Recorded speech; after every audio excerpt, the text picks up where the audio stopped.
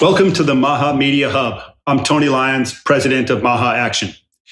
Last week was nothing short of historic. The food pyramid was finally flipped, and for the first time in decades, HHS is recommending what our children and our families actually need: real food. Because schools, the military, prisons, and countless other institutions follow federal dietary guidance, this shift means that millions of Americans will now have access to nutritious, whole foods instead of ultra-processed foods. And that, is really so important to the people who need it most. At its core, this is what MAHA is all about. And HHS has been focused on this, and that is expanding access and making it easier and more affordable to be healthy. But the MAHA wins don't stop with just HHS and USDA. We are firing on all cylinders. We're making progress in all areas. Last week, for example, EPA Administrator Lee Zeldin reassessed the herbicide paraquat, which is widely used on crops like soybeans, corn, and cotton. And for the first time, manufacturers are going to be forced to demonstrate that current uses are safe under real-world conditions, taking into account the evolving science and the growing public concern. This review will look at new data and look at the actual risks on things like volatilization, inhalation, and debated links to Parkinson's. Lee Zeldin has made it clear pesticides must meet the highest possible standards for safety, and we need to look at all of the evidence and keep looking at any new evidence that comes in.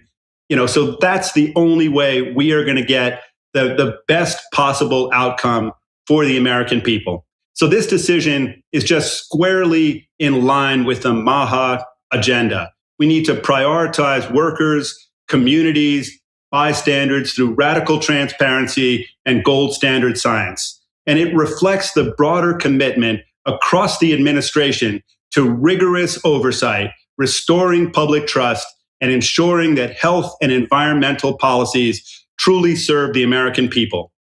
Also last week, HHS and HUD launched a groundbreaking project in Petersburg, Virginia, bringing MAHA, to the city that has long faced disproportionately high rates of chronic disease. So, this is about making Petersburg healthy once again. And it's a targeted grassroots to government partnership focused on nutrition, chronic illness, and safe housing in one of America's most underserved cities. This initiative will serve as a beacon for cities all around the country, showing what's possible when we pair the right tools, the right grassroots organizations with government, and the will to act and to prove that MAHA can deliver to all of us real impact and improve real people's lives. So even as these transformative policies are being rolled out, the mainstream media continues to look for ways to attack MAHA and the MAHA movement. It seems like there's no depth to which they're not willing to sink. And so the Wall Street Journal piece that just came out, it took aim at Secretary Kennedy's connections to influencers and business people who have successfully turned their commitment to natural health and longevity into thriving businesses. So let me be clear on behalf of the MAHA movement. MAHA proudly backs companies that develop products that improve health. So make as much money as you can, but make products that help people. And at the same time, we stand firmly against corporations and products that harm people. So don't make money harming people. That's our point. We want to end the chronic disease epidemic, and that's how it will get done. On today's show, we're going to be joined by two of the people who are mentioned in the Wall Street Journal story, Gary Brecka and Dr. Robert Malone, both of whom are real heroes of the MAHA movement. And we need to protect them when they get, when these companies, these newspapers, these TV shows try to take our people down. And Gary Brecka and Dr. Robert Malone are MAHA people, and we're proud to work with them. The next person we'll have up is FDA Deputy Commissioner for Human Foods, Kyle Diamantas, and then Stefanie Spear. Spear is Deputy Chief of Staff to Secretary Kennedy, and she's going to share insights on the guidelines, but also on the new statement that was just signed on milk. So she'll talk about that, but that just came up in the last 20 minutes. Right after that, we'll have Turner Bridgforth of the EPA, and he's going to update us on the reassessment of paraquat and many of the other things that they're doing at EPA. We'll also hear from Leslie Manookian, president of the Health Freedom Defense Fund, who has a bunch of new things that she'll describe to us. Then we've got Leah Wilson, who will talk about her new book, Reclaim Vitality, which lays out a powerful framework for taking control of your health. As Bobby Kennedy has said, you need to be CEO of your own body, your own health, your own life. And of course, we're also joined by two incredible regular contributors, Dr. Eric Berg and Russell Brand. So first up today, we have Gary Brecka, the ultimate human, a biologist, a biohacker, a longevity professional who travels the world teaching people and empowering people. And he's a great friend of the MAHA movement. And we're just very happy to have him on once again. Welcome, Gary Brecka. Thank you so much, Tony. You kind of took the words right out of my mouth. I mean, these are big wins, not because we are fixing the healthcare system, but because we're keeping people out of the system. And I think in the short term, if you want to make a massive impact, instead of going in and trying to fix a $5 trillion broken industry and redesign it from the ground up, you go outside of the industry and you do what works fast and what impacts the most lives. And that's keeping people out of the system. I love that we have, we emphasize a stronger emphasis on whole foods, reducing refined grains, putting protein at the central part of our nutritional program, healthy fats no longer being vilified, and added sugars kind of getting they're being taken seriously now. Refined carbohydrates and sugars being taken seriously. This is going to be in the classrooms of every grade school in America. And I think it is easier for the movement of MAHA to keep people out of the system than it is to go in and fix the system. And it also makes us not seem like we're just finger pointing. This is wrong, that is wrong, this company is bad, that company is bad, these people are villains. We shy away from that, and we say, we're going to provide informations, products, services to the public that is going to keep en masse people out of this system. We estimated that in our early research that 85% of all chronic disease was preventable. I mean, if you don't like the MAHA movement, maybe you like the $1 trillion in savings that the healthcare system is going to benefit from by so many people not entering the system so early. I read this article. I wasn't actually so put off by this article. It said that the supplement industry is a $70 billion industry and that Bobby Kennedy is good. And he's good for business. He is very good for business if you're in the right business. He's not good for all businesses. He's certainly not good for a lot of businesses that are poisoning our children, but he's good for businesses like the businesses that I affiliate with. And I think for those of us that are influencers in this space, I think the name of the game is transparency. We're overtly disclosing paid partnerships and relationships and affiliates right on the website, on our Instagram accounts, on our TikTok channels, so that if a consumer says, well, Gary or another influencer is being paid to promote a product, well, then don't choose that product. But the information is always free. Our podcasts, lectures, stage talks, interviews, white papers, challenges. These are things that people can participate in for free, and they can take that information and do whatever they want with it. There's no paywall that they have to go through in order to get to this information. And I think for those of us that are influencers and supporters of the campaign, we should lean into this. This is not something that we should hide, like, stock trading for senators. This is something that we should actually lean into and be proud of. I mean, personally, I would love to see the biggest, wealthiest companies, most profitable companies in America be those that are in service to humanity, those that care about bioavailability of their products, those that are actually creating products and services that enhance people's health, that extend health span and lifespan. So I really didn't see the Wall Street Journal article as maybe the hit piece that it was designed to be. Listerine years ago, they had a commercial and they said, if it tastes this bad, it's got to be good. And because people were putting Listerine in their mouth and they were swishing it around and it was burning their mouth and they were throwing it away. And then Listerine said, we got to prepare people for this burn. And so they said, if it tastes this bad, it's got to be good. Those are the bacteria and the germs. That's them dying. And people started to embrace it and go, yeah, die, sucker, and swish it around. And they embraced it. And I think that we should embrace these things, not shy away from them at all. I think we should all be proud that we make a living from doing things that have a positive impact on humanity.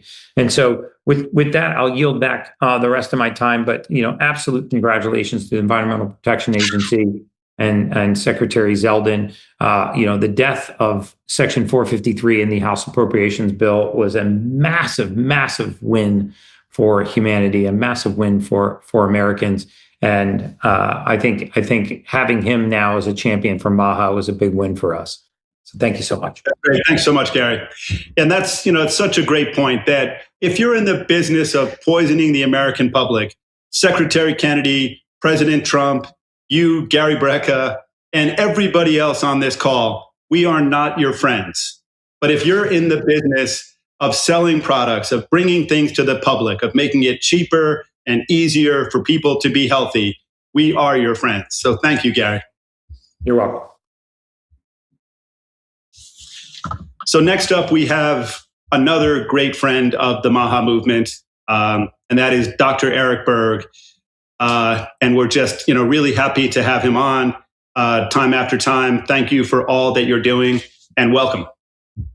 Thank you so much. I appreciate it, Tony. This recent change of flipping this dietary guidelines, pyramid upside down, mind-blowing, historic. And at the center of it is targeting ultra-processed foods as the primary driver of 80% of chronic disease. So I want to just touch on that because I had the unfair advantage of being in practice for 30 years. So I got a chance to kind of work with people one-on-one, 40,000 people one-on-one. And there's some really interesting things I want to share with people about eating ultra-processed foods. Because when you eat them and you compare that to real food, both of them are very satisfying. Both of them taste delicious. I mean, it's like it fills you up. You feel great. It's what happens 90 minutes later that you identify what happens with the ultra-processed foods. Not just your blood sugars crashing, but a lot of other things happen with depletion of certain vitamin reserves. It'll suck out the potassium, the B1, the zinc, the magnesium. And if it's done chronically, what happens is it hits the brain first. Out of all the areas of the body, even before the actually body, it hits the brain. And I noticed being in practice, the first thing that shows up before anything is mood changes. The person becomes irritable, grouchy, low tolerance to stress, edgy, but especially highly critical. It's pretty wild. I mean, in practice, nearly 100% of the people that were just highly critical, they're usually living on junk food. So I kind of use that in practice and as kind of a little tool of an indicator of if they hate junk food. I would have people come in and they would say, Dr. Berg, what do you do to your walls? I just hate the color of those walls. And you got to get rid of that picture right there. I mean, just like highly critical. And I would just come right back and go, well, thanks for telling me. Question, is there anything that you're eating that maybe you shouldn't be eating? And they would look right at me and go, no. And they would look down all the time. And I'd say, well, okay, what do you think about when I asked you that? And they says, well, I had some chips, but they're organic. I said, thanks for telling me. Anything else? Well, I had 2 or 3 donuts. I says, was it 2 or 3? Well, it was 3. Okay, thanks for telling me. And we would keep this conversation going. And they would, by the end of the conversation, they were having like bags of cookies and chips and all these things. And they would come out like, Dr. Berg, how can you read my mind like that? This is scary. How did you know that? Well, I know about what these junk foods do to your mind. They make you mean, and they really affect your mood. And so if you change your diet and get off these junk foods, wow, it affects your demeanor, your mood, your cognitive function. But people are a lot nicer. But out of all the things that affect the body more than anything, it's definitely affects the mood first, And so I highly suggest when you go grocery shopping, do not go there hungry and tired. Bring a list and follow the list, because you don't want to go there and go, well, let me just see what I want to buy, because you're inevitably going to buy the wrong thing. Also, in your house, do not keep junk food in the house, because you got to say no to it every night. And those are just some simple things you can do. And I want to just point that out because when you start eating real food, get off the junk food, you become a nice person. And so, anyway, thanks, Tony, for having me on. Thanks so much, Eric. And, it just kind of makes me think, I was just sort of wondering while you were talking, and I was thinking, people at the Wall Street Journal are eating too much junk food. There's no question. 1,000%. 1,000%. I'll guarantee it. We forgive them. Yeah. Sure. I mean, they've been lied to just like us, right? Just like the rest of us. So I think maybe we can end the hit pieces that have, that Bobby Kennedy has been subjected to, that so many of the people on this show have been, by having all of those people stop eating junk food. 1,000%. Thanks so much. Always great to have you on.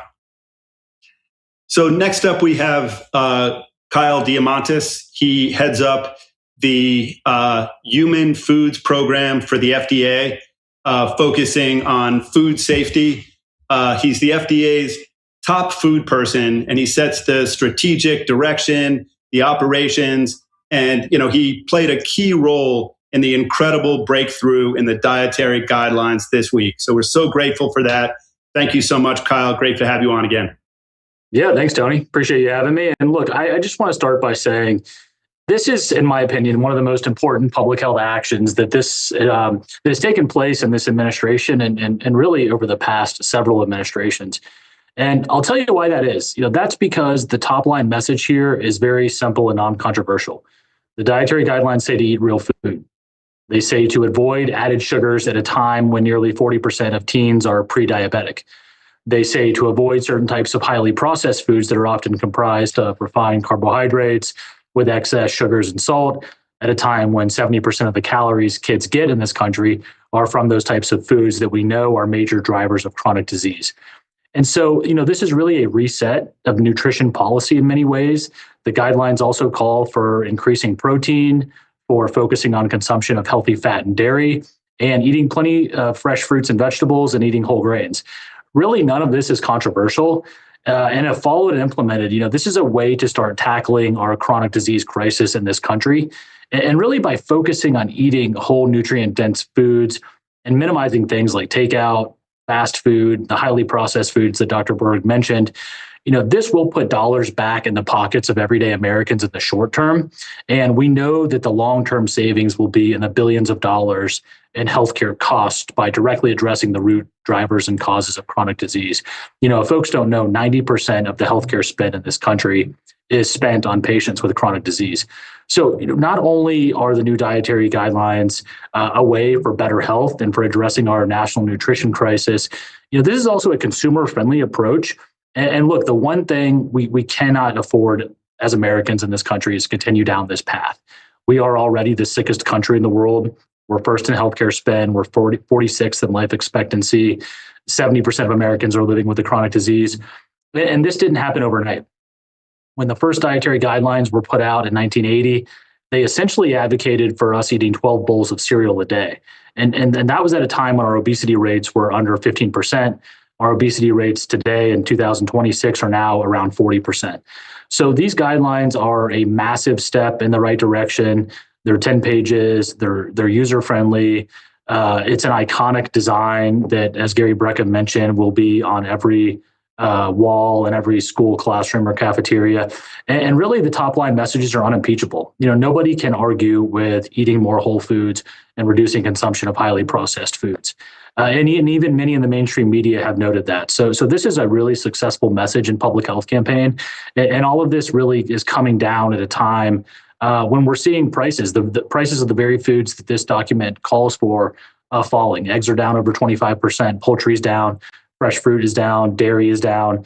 So, let's continue to celebrate these guidelines. Let's promote them. There's a lot of work to do. A lot of work continues to go on at FDA and HHS. We're working to define a definition for ultra-processed foods. So I'm just really proud to be part of the collective efforts here in our work to make America healthy again. So thanks, Tony, for having me. Really great to be on this panel as always. I appreciate the time and opportunity. Thanks. Thanks so much, Kyle. Yeah, and that's a great point that so many people say that they can't afford to have healthy food, that they can't buy real food. And it just isn't true. Like you said, the prices are going down and the prices of junk food are going up. And so, we obviously can't afford not to eat real food. That's the key, that this country needs people to eat real food, and it's going to save us trillions of dollars in the long run. So thanks so much, Kyle. Next up, we have Stefanie Spear. She is Deputy Chief of Staff and Special Counselor to Secretary Kennedy.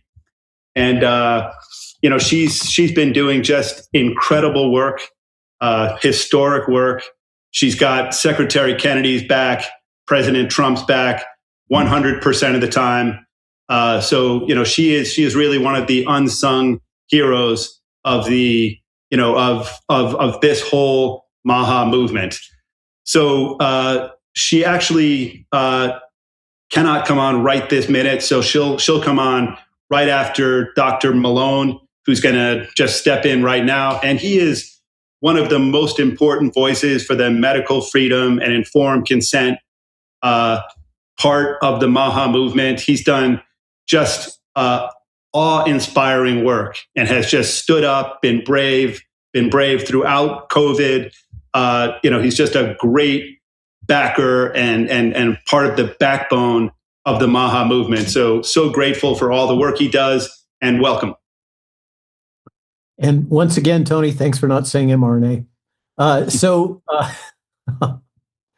Just back from Hawaii, trying to resist these really authoritarian mandates coming from the governor who has joined this Western States Health Alliance that wants to mandate not only the old CDC vaccine with no exemptions, but also add in COVID shots down to 6 months.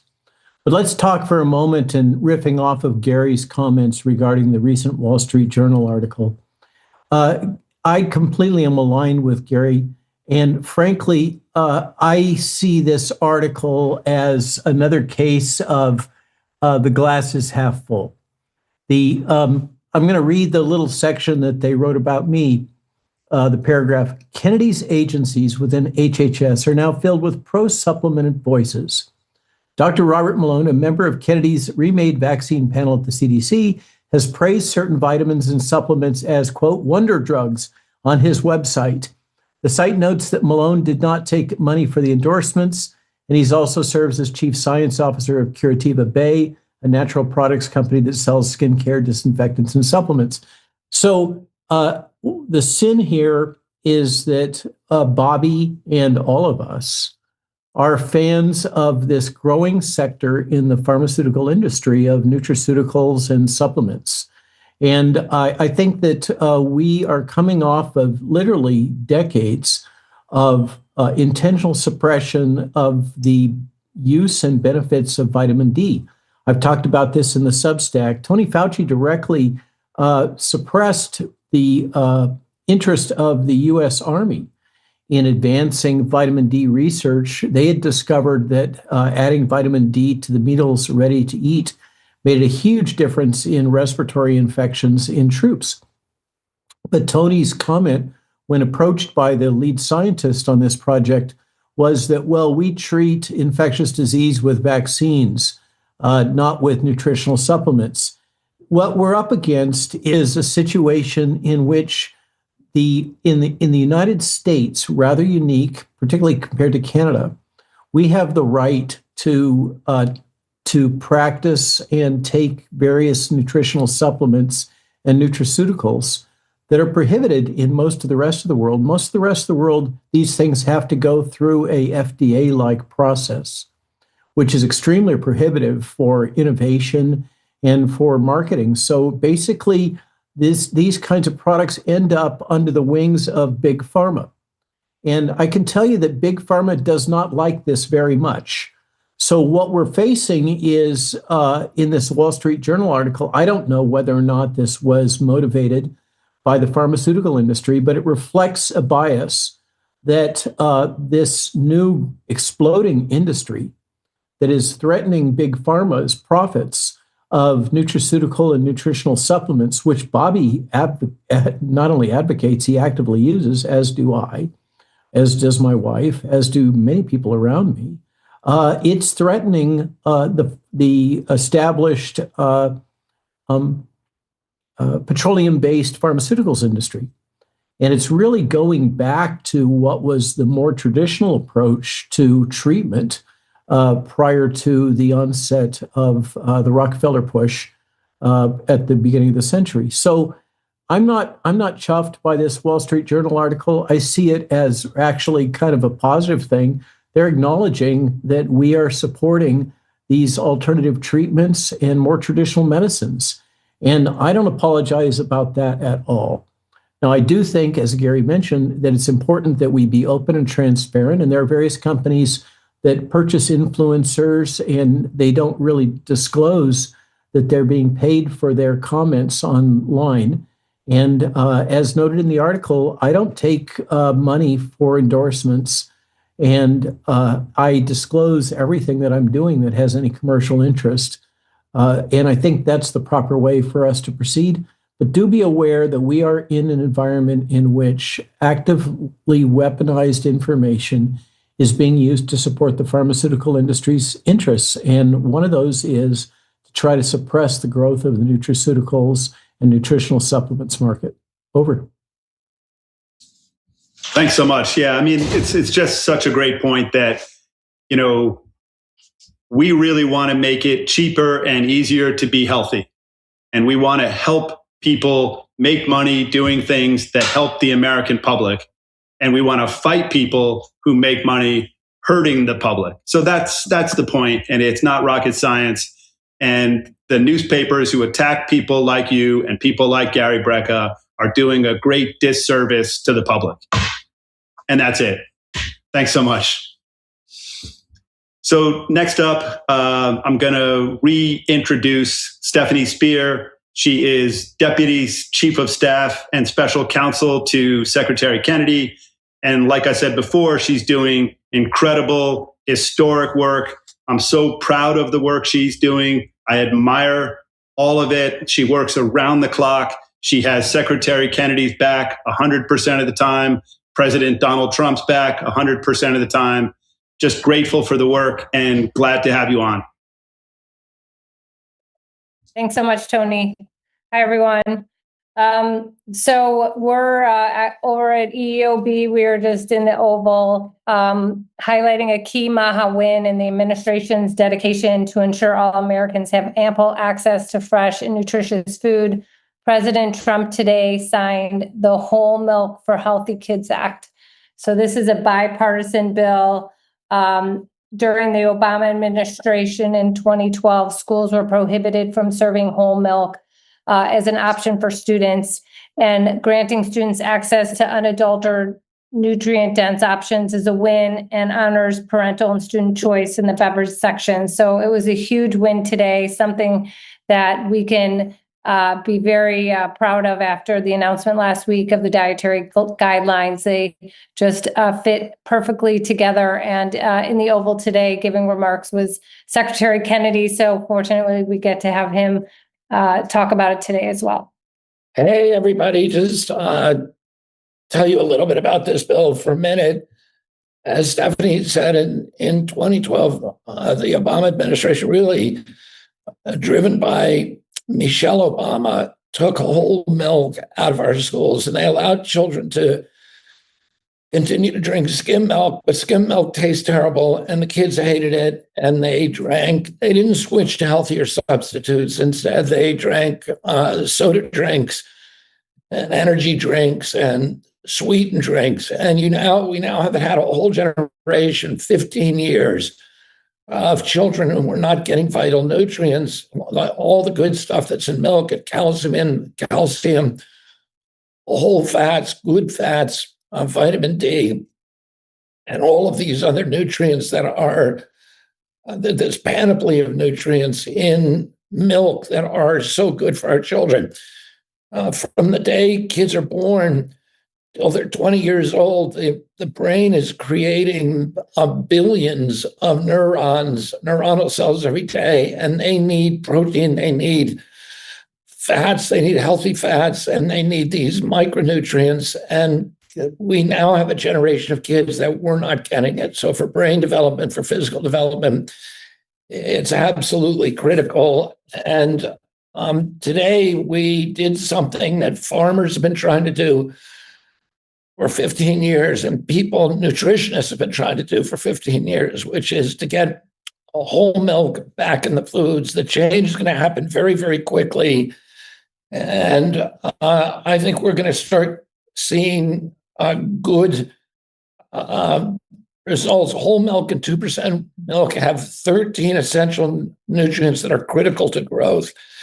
And about 68% to 94% of boys and girls are not meeting their dairy requirements. And when schools limit milk choices, as I said, kids are not going to healthy alternatives. They're going to really bad stuff that is wreaking havoc with their metabolic systems and fueling the chronic disease epidemic in this country. So this is going to change the National School Lunch Program, and allow them to offer whole milk and reduced fat milk, and also some flavored milk, and give kids something to drink that they like. And that is also really good for them. The bill also removes some layers of bureaucracy.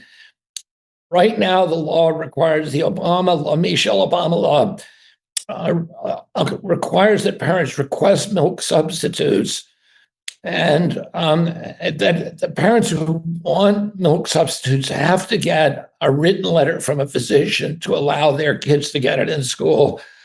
And that it also, and we changed that, so they're not going to have to do that anymore. There's also a flawed technical calculation that calculates the saturated fats that kids get, and classify milk as a junk food. And treating that way undermined nutrition and undermined good science, and we are going to change that. So Brooke Rollins and I worked on this bill.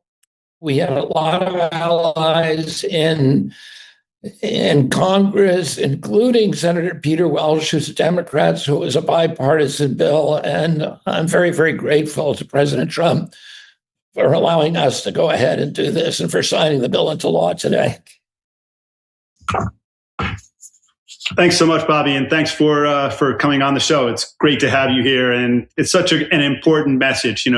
Eat real food, drink real whole milk, and there's 7,000 influencers watching this show, and I just want you to know that they all love you.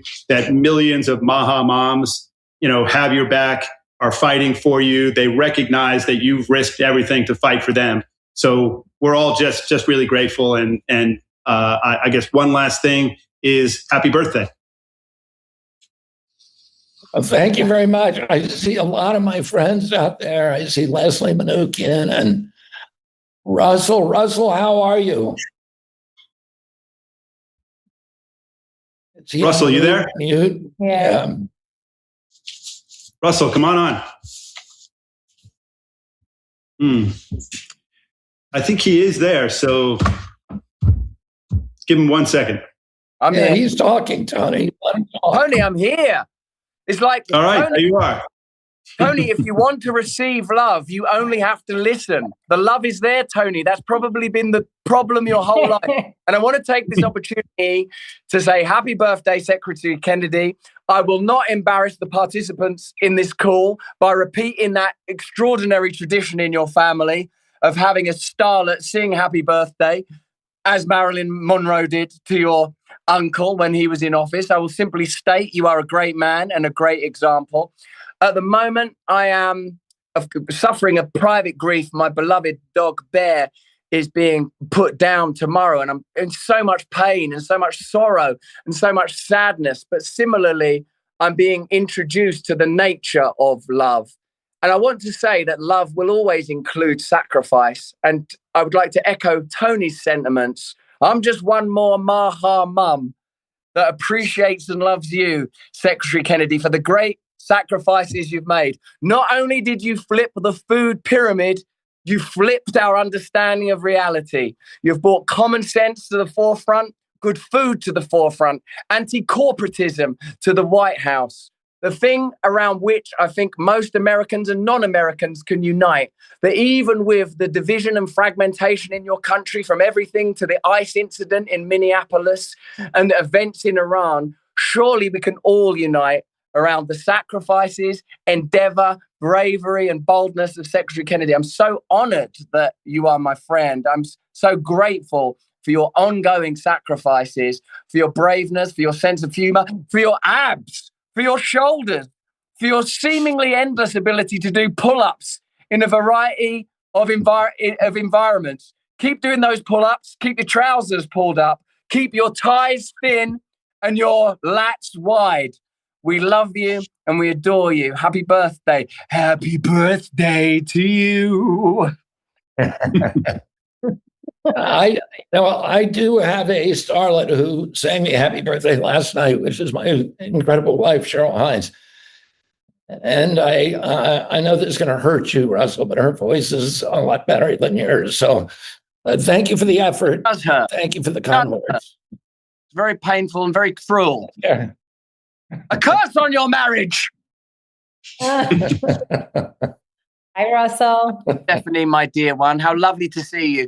Stefanie, that great figure of the shadows, that great Machiavel pulling the strings behind the scene. How lovely. Exactly. Both. I'm extraordinarily grateful to be included in this call. I see some wonderful people there. I see Gary Brecka's here, who at any moment might radiate red light and great wisdom. I know this is going to be a fantastic year for you.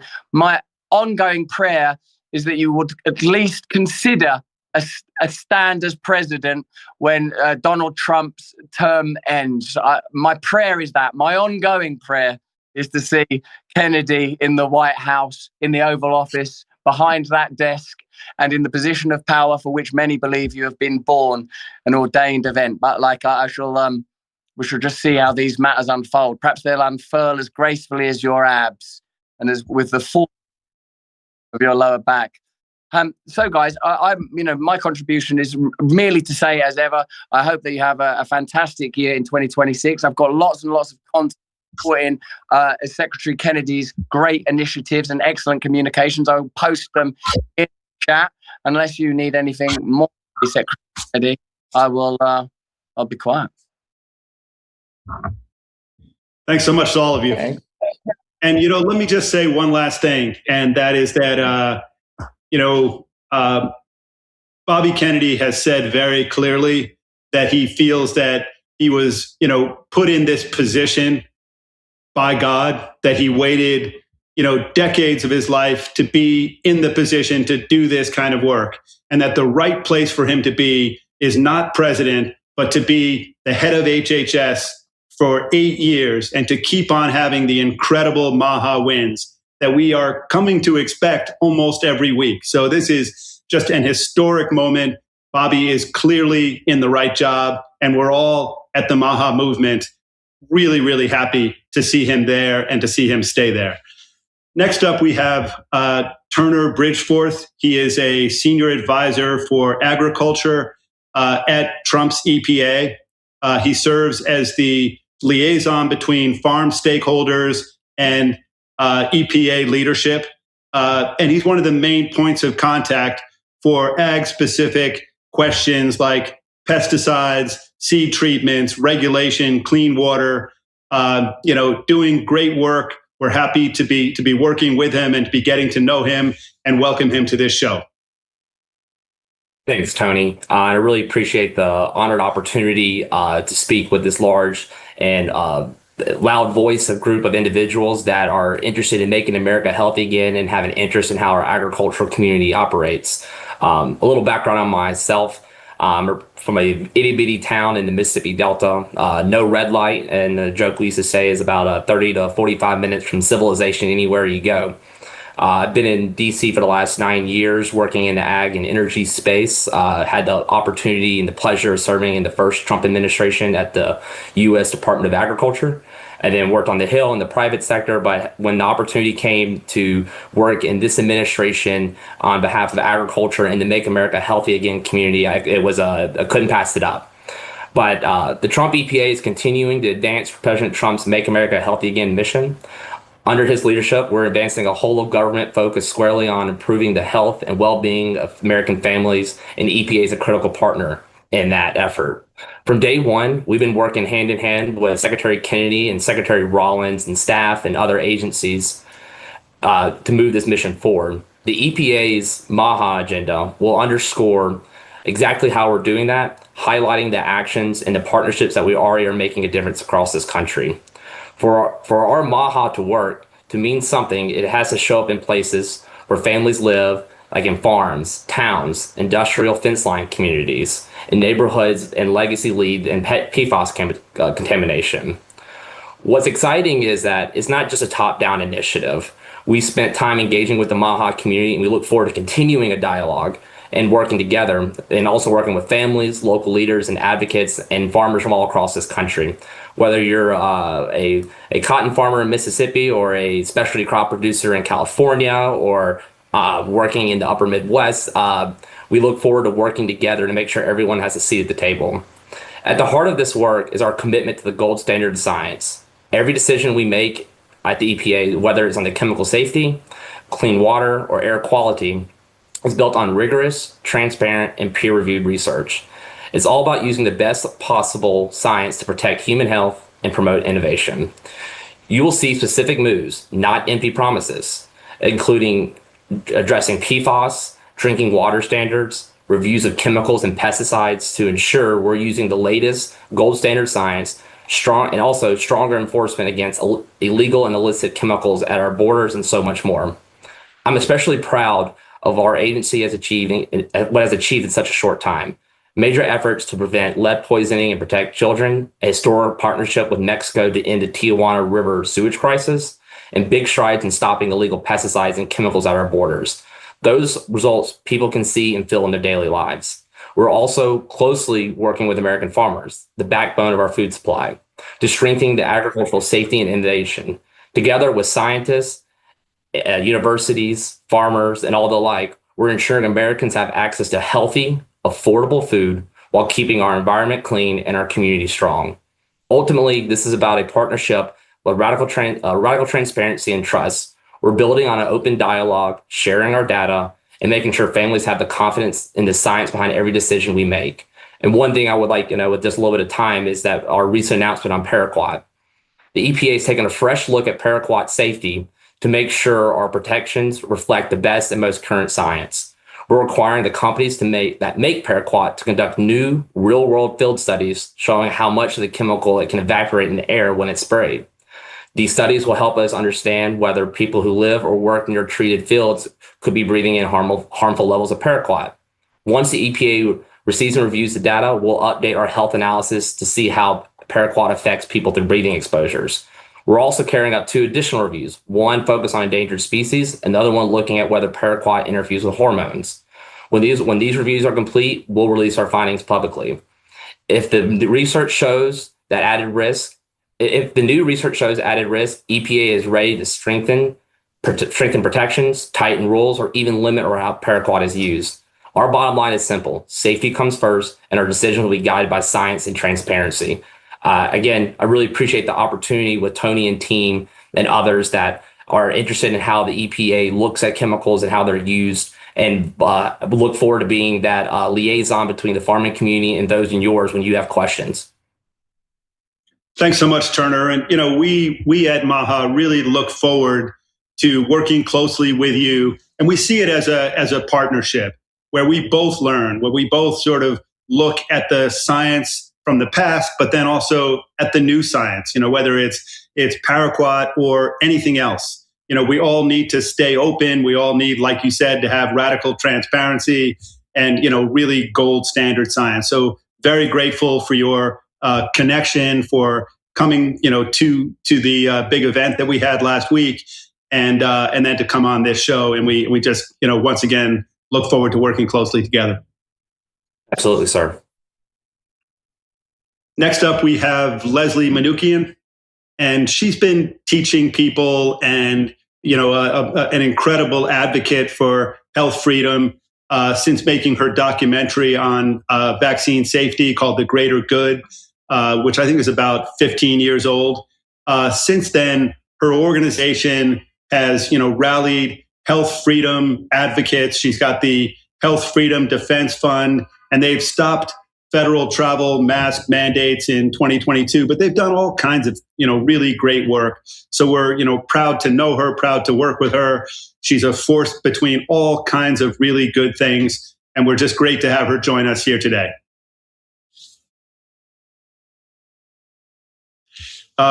You're muted. Got it. So great to be with you here today, Tony. Really excited about this, and just so excited about what MAHA is doing. And I have a huge announcement, which I'm going to make in just a second. But what I want to say first is that hopefully most people watching know that last year in Idaho, we were able to pass the Idaho Medical Freedom Act.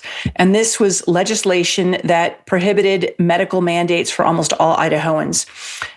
It banned any kind of medical intervention, from a test to a mask, to an injection, a cream, a pill, a monitor, a device, anything, so that Idahoans would never again have to fear being coerced or forced into taking a medical intervention in order to live a normal life. And it was one of the proudest moments of my life when the governor finally signed it. He vetoed it at first, but because our team worked so hard and there were so many organizations behind us as well working, the governor finally did sign it after it was brought back by both chambers of the legislature. And it's just landmark, right? Nothing like this has ever been done in the country, let alone anywhere in the world. And what I'm so excited about is that we are going to build on this coming year. And I want everybody who's watching to be fired up, because we have so much to do in 2026, and we are going to take this act into other states. So for years, Tony, you mentioned that I had made The Greater Good, and it came out in 2011, so almost 15 years ago now. And during the making of that film, I really came to understand how important it is that each and every one of us be able to make our own medical choices, because nobody else knows our medical backgrounds. Nobody else has to live with our choices. Nobody knows what's best for us. And no one else has the moral authority to insert themselves into our private medical matters. And it just shocks me that we have somehow gotten to a place where our governments think that it's acceptable, and even employers and schools and private businesses think it's acceptable to dictate these things to us. It will probably shock all the listeners here to know that Russia and China have looser laws about vaccinations, in particular for children, than we do. It's incredible. In Russia, half the kids are unvaccinated, and they have a much lower infant mortality and childhood mortality rate. We just wrote an article about this at Health Freedom Defense Fund. But what I'm super excited to share with you guys today is that so Health Freedom Defense Fund, together with Stand for Health Freedom, Leah Wilson's going to talk after me, we are launching the Medical Freedom Act Coalition. And we have I'm going to tell you everybody who's in it, because it's so very exciting. It's Autism Action Network. It's Brownstone Institute, Children's Health Defense, Citizens Council for Health Freedom, Feds for Freedom, Global Wellness Forum, Independent Medical Alliance, MAHA Action, MAHA Institute, Moms Across America, We the Patriots USA, and the Weston A. Price Foundation, with some others working behind the scenes as well. We are thrilled. And what is going to happen is we've already got 10 states who are interested in bringing this bill, the Medical Freedom Act, to their states. And we are united in our commitment to one foundational principle, and that is that medical mandates do not exist in this country. No one and no government has the right the power or the authority to tell us what we put into our bodies. And we are going to work together, led by Stand for Health Freedom at the state levels, where they've got state directors and grassroots partners to introduce this legislation in 10 states. We've even heard that Canada may be introducing it in one of their provinces, but we are just so excited. And I think that this really presages a shift in how we all should be thinking about our health freedom. For decades, so I've been doing this for almost 25 years, we have been on the back foot. We have been defending our position. And I'm here to say that we need to change that. We need to flip the tables, and we need to assert our God-given right to make our own medical choices.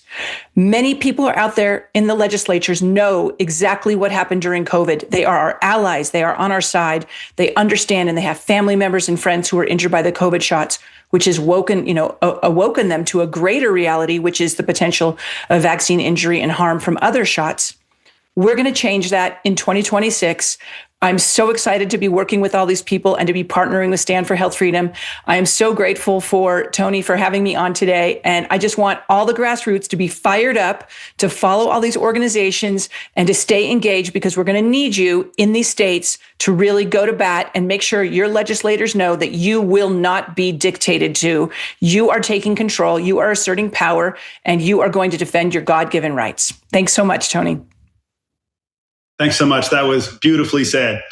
And it just is crazy. I mean, to hear you say that 50% of Russians are unvaccinated, or that Russia and China has more health freedom than we have. I mean, we need our freedom back. And I'm just so grateful to you and to all of the other people on this call who are fighting for health freedom. So thanks so much for coming on and for everything that you do. Thanks, Tony. Before I go to Leah Wilson, I'm just going to say that I really want to get a thank you out there to Secretary Brooke Rollins and to President Trump for working with Secretary Kennedy to get the revised, whole food, whole milk guidelines out there. Whole milk is just such a breakthrough to have that signed into law, and just very grateful for all the work that the three of them did to get that done. Next up, we have Leah Wilson. She is the executive director and co-founder of Stand for Health Freedom. She's also the co-author of an incredible new book called Reclaim Vitality, A Guide to Exit Conventional Medicine and Live Naturally, written with her husband, Dr. Nick Wilson.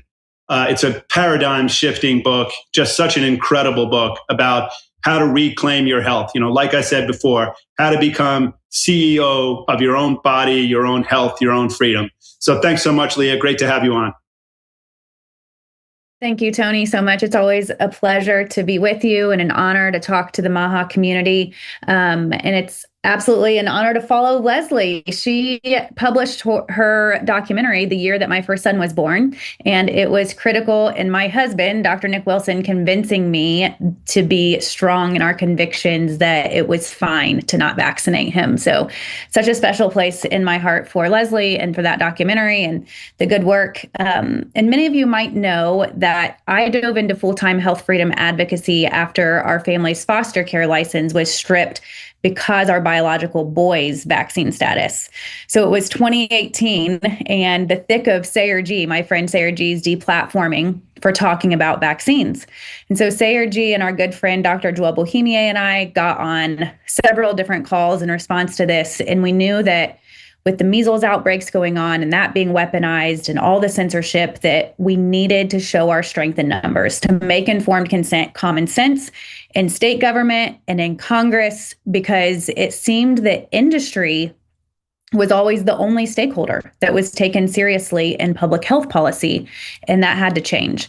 So since that time, we corrected the bad policy that stripped our foster license here in Indiana, and we've helped secure 150 other policy wins and helped elect 1,400 health freedom public officials. And our movement is only getting stronger. And thanks to Bobby, 2026 is the year of policy. And we've started off the year with amazing wins. We've already issued 14 calls to action in states because that's how policy is moving after session launched this second week of January. So all of this exposure and transparency and the veil being lifted on food in the childhood schedule has resulted in a one-way exodus out of conventional systems.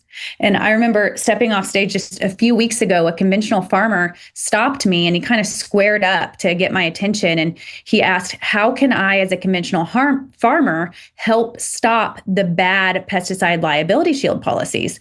And I thanked him for approaching me and offering to help. And quite frankly, Stand for Health Freedom is always looking for conventional farmers to speak common sense in state houses about these bad policies, because we are pro-farmer and we want that to be abundantly clear. And this gentleman was a strong man. He was tall, of good stature, like many farmers are. And after I thanked him, I said, why do you want to stop the liability shields? Like, what is compelling you? And he got quiet and he tried really hard to stop the tears from flowing. And he said, I have a vaccine injured son. And now I know the truth about chemicals. And now I know the truth about holding industry accountable.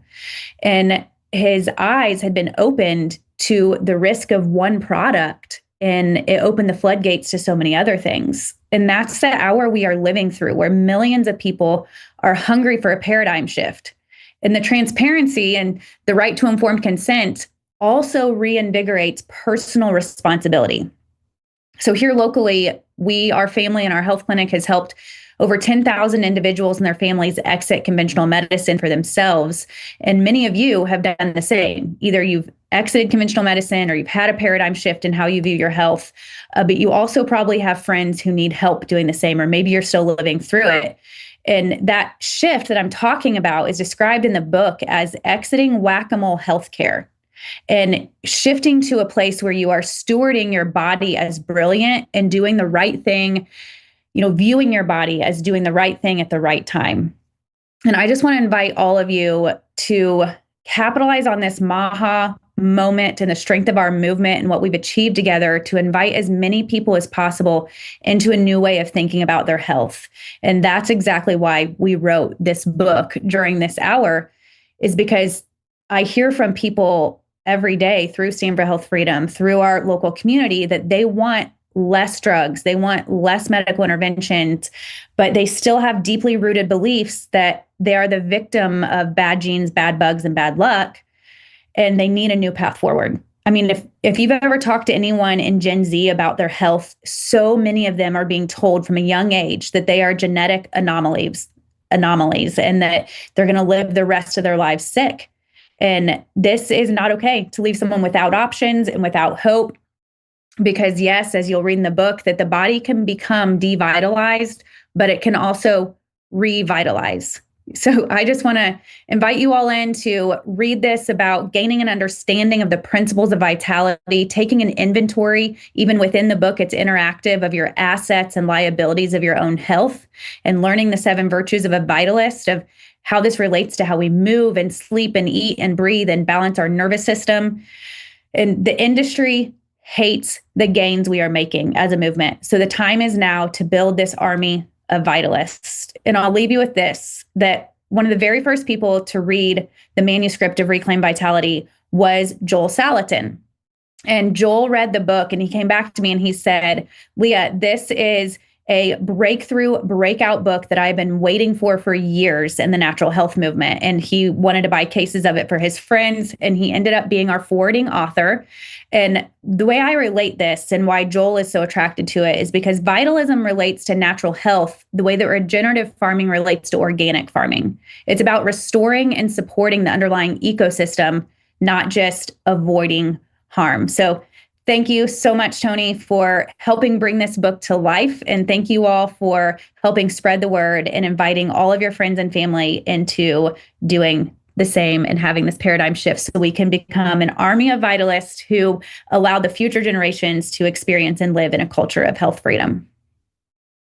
Thanks so much, Leah. And thanks for writing this book. This is the MAHA movement, and it is time for millions of people in this country to reclaim their vitality. And I hope people will read this book, that they'll learn from it, learn from the ideas, learn from the wisdom that you have and the research you've done, and have better, healthier lives. That's what this is all about. So, and then, your point when you mentioned Sayer G, the idea that people like you, Leah, and, great people like Sayer G are going to be attacked and deplatformed and treated badly and subjected to hit pieces. It's a disgrace to this country that can happen. And I'm so proud to be part of this sort of reconciliation of all that's happening and this new MAHA moment that you described, where we can do a better job. And that's what this is all about. I mean, we have been attacked. You've been attacked. Sayer G, Gary Brecka, Dr. Robert Malone, either directly or indirectly, by the people who have been poisoning the American public. And that ends now. And so, this is the time to reclaim our freedom, our vitality, and all that's really good about this country. So thanks so much, Leah. Thank you, Tony. So finally, we're just going to wrap up with a couple of key points. So, thanks for joining the MAHA Media Hub. This is going to be every Wednesday at 4 p.m. We're going to continue to have great guests. We were so proud to have Secretary Kennedy come on. As the movement grows and we continue to rack up win after win, the Media Hub really just wants to be sure that you all stay engaged, that we work as a team, and that we fight with this government that's open to our ideas more than any government in the history of the United States. So this is an opportunity. Let's take it. Let's work, in tandem with this government, with Trump's government, and let's get great things done. We have powerful tools at our fingertips. You are going to hear me say this from time to time. There's the MAHA report on Substack. We've got the incredible MAHA Institute roundtables, the historic MAHA Summit, books, films, the legislative tracker, parties all around the country, millions and millions of followers on our mailing list, thousands of influencers, MAHA moms all around the country. We have a lot of power, and that power is growing, and we're going to change the world together. We are going to harness just every bit of that power. And like I said, we want to work with the government, with every cabinet member, with every branch of government to support and be a powerful resource to the Trump administration going into the midterms. Overwhelmingly, people in this country, they support making America healthy. You can't have a great country unless you have healthy people. And we want to be partners with the Trump administration in this battle to reclaim our health, our vitality, and our future. So following up on this call, you're going to get an email, and there's going to, be clips from this show and calls to action. So please look at that. Please repost things. We need to get our content out there. That's where our power comes from, our strength to really push back on all the bad things that are happening and let people know all the incredibly good things that are happening and the progress, the change that is possible. So thank you so much. Let's work together and make America healthy. America's children are sick, and moms have been betrayed. The time for empty promises, long past. Now is a time for action. MAHA is the most powerful force of collective action in generations. The grassroots power of moms and activists has created an army of health warriors with more reach than all mainstream media combined. Together, we can end the chronic disease epidemic. MAHA's influence is reaching millions. It's reaching Congress. And that energy, these chain reactions, are working. How about Operation Stork Speed? Dozens of food companies removing toxic ingredients. I plan to lead by example. MAHA is now. We're talking about how to change the culture. The American people want America healthy again. It is a renaissance moment in health in America. For health, freedom, and the truth. Join us at MAHA Action.